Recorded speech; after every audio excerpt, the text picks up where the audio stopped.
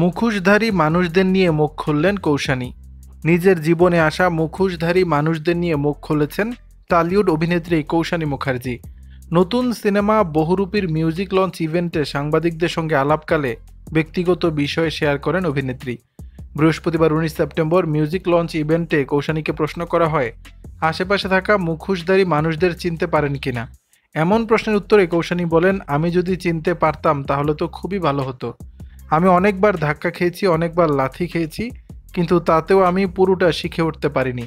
এরপরই আফসোস করে কৌশানী বলেন, আসলে আমি খুব তাড়াতাড়ি বিপরীতের মানুষটাকে নিজের মতো ভেবে ফেলি, ভুল করে আমার নিজের কথা বলে ফেলি, নিজেকে উজাড় করে দেই। এটাই আমার প্রকৃতি। সবারই না অনেকগুলো মুখোশ থাকে। যদি সেটা চিনে ফেলতে পারতাম তাহলে হয়তো অনেক বড় জায়গায় যেতে পারতাম। এখন এই মুখোশধারীদের চেনার প্রসেসে আছি। কৌশানী আরও বলেন, সত্যি কথা বলে ফেলি বলে আমার বদনামও রয়েছে ইন্ডাস্ট্রিতে। আবার প্রলয়ের পর আমি প্রায় 8 মাস কিছু কাজ করিনি, এজন্য ছবি যে অনেকে ছড়িয়েছে আমি নাকি কাজ পাচ্ছি না। যাই হোক, আবার প্রলয় আমার জন্য খুব বিশেষ ছিল, এখন বহুরূপী। দর্শক, বিষয়টি নিয়ে আপনাদের মতামত জানাবেন নিচের কমেন্ট বক্সে।